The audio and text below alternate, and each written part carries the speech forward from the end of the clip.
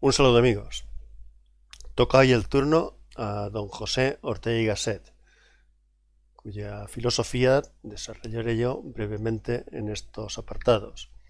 En primer lugar lo mencionaré como Praeceptor Hispaniae, un título honorífico que me parece que le viene muy bien. Y en segundo lugar mencionaré los tres desarrollos de su filosofía, que son el yo y la circunstancia, el perspectivismo y por último la razón vital o histórica. Ortega y Gasset nació en Madrid el año 1883 y murió en esta misma ciudad el año 1955. Después de licenciarse y obtener el grado de doctor en la Facultad de Filosofía y Letras de la Universidad Complutense de Madrid, residió durante varios años en Alemania, en cuyas universidades de Leipzig, Berlín y Marburgo completó sus estudios de filosofía. La importancia de Ortega en el campo de la filosofía no sería tanto la de un creador o un sistematizador del pensamiento filosófico, a la manera de Husserl o Heidegger, cuanto la de un maestro o divulgador, según la opinión del profesor Gustavo Bueno, de quien proceden las palabras que siguen. En la historia de España, la significación de Ortega como maestro es incalculable. Praeceptor Hispaniae, preceptor de España, es un sobrenombre que acaso no le iría desajustado. La labor de Ortega es ante todo más que creadora, magistral, expositora, divulgadora en el más noble sentido de esta expresión. Ortega ha sido durante 30 años el centinela del pensamiento europeo y la revista de Occidente fue para España una auténtica escuela de traductores de Toledo.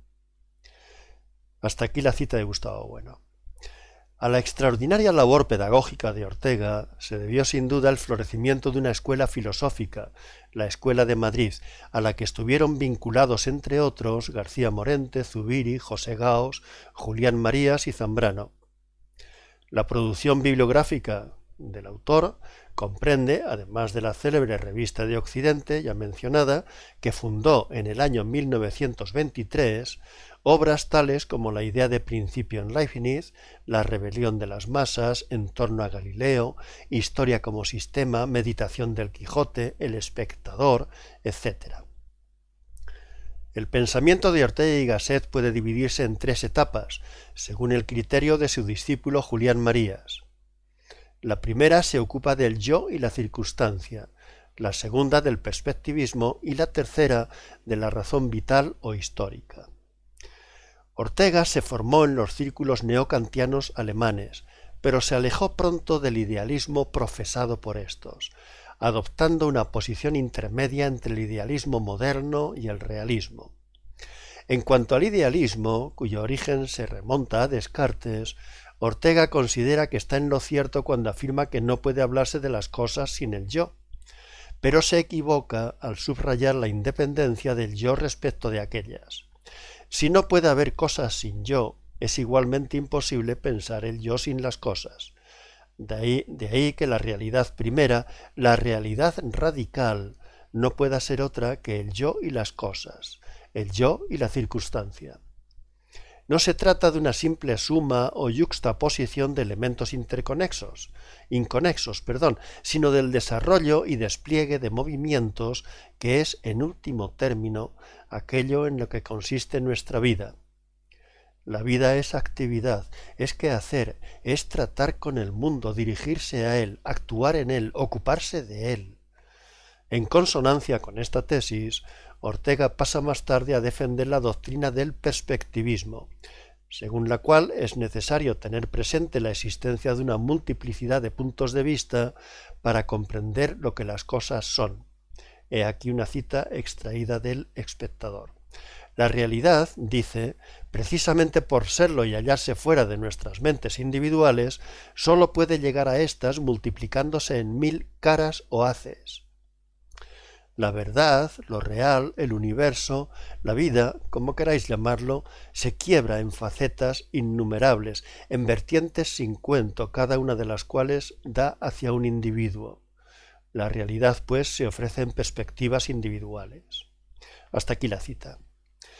Cuando dos hombres miran el mismo paisaje desde distinta posición, no ven nunca lo mismo, según nos ilustra Ortega, pero esta discrepancia de opiniones no significa que uno de los dos tenga que ver algo verdadero y el otro ver algo falso.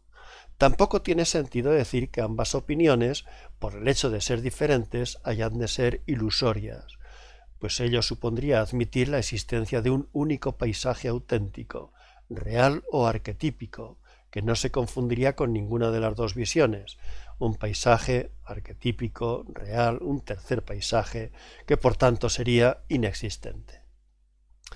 La realidad, como el paisaje, tiene múltiples caras, infinidad de perspectivas, y todas ellas son igualmente verdaderas.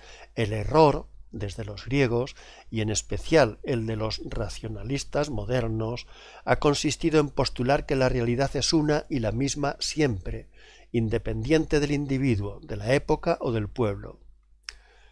Por todo ello entiende Ortega que es preciso dar cabida a una nueva forma de aproximarse a lo real. Se trata de la razón perspectivista, histórica o vital. La doctrina orteguiana de la razón vital pretende superar tanto el irracionalismo implícito en las doctrinas vitalistas de los siglos XIX y XX como el racionalismo cartesiano. El problema que aquella conlleva es el de la relación entre la razón y la vida. La razón y la vida no son términos opuestos. Para Ortega, la actividad racional, igual que la respiración, la digestión o la visión, son funciones vitales, procesos orgánicos, y lo que llamamos la vida no es otra cosa que el conjunto de tales procesos. El hecho de que tradicionalmente se haya considerado la razón como opuesta a la vida es debido al doble carácter que tienen los fenómenos intelectuales y volitivos, a saber, por un lado son productos espontáneos del sujeto viviente, y por el otro están provistos de una consistencia y valor independientes, que les sitúa en un mundo transorgánico o transvital. El pensamiento, la voluntad, el sentimiento estético y la emoción religiosa tienen esa dimensión trascendente que ha recibido el nombre de cultura o vida espiritual. El espíritu no es una sustancia incorpórea, no es una cosa, sino una cualidad de la mente humana. Esta cualidad confiere a la mente un sentido y un valor que la separan e independizan de lo puramente orgánico, lo que no puede decirse, por ejemplo, de procesos tales como la circulación de la sangre. Cultura y vida no son, por tanto, términos contrapuestos, según han pretendido los racionalistas y los empiristas indistintamente. La cultura necesita de la vida y ésta de aquella. Vivir es actuar, es situarse en el mundo, lo cual equivale a entender, porque el vivir es hacerse forzosamente una idea de lo que somos y lo que nos rodea. Ortega define la razón como toda acción intelectual que nos pone en contacto con la realidad. Se trata de un concepto de razón provisto de un significado distinto del que ha tenido desde los filósofos griegos. Para quienes conocer consiste en reducir la realidad a sus elementos más simples. Esta razón matemática o razón pura ha servido para explicar la naturaleza física, pero se ha revelado incapaz de dar cuenta de los asuntos cambiantes y temporales de la vida humana. La razón pura debe, pues, ceder su imperio a la razón vitalista. El racionalismo y también el irracionalismo deben ceder su poder al racio-vitalismo. Así es como opina Ortega. Y con esto he acabado la exposición de este filósofo. Hasta otro momento, amigos.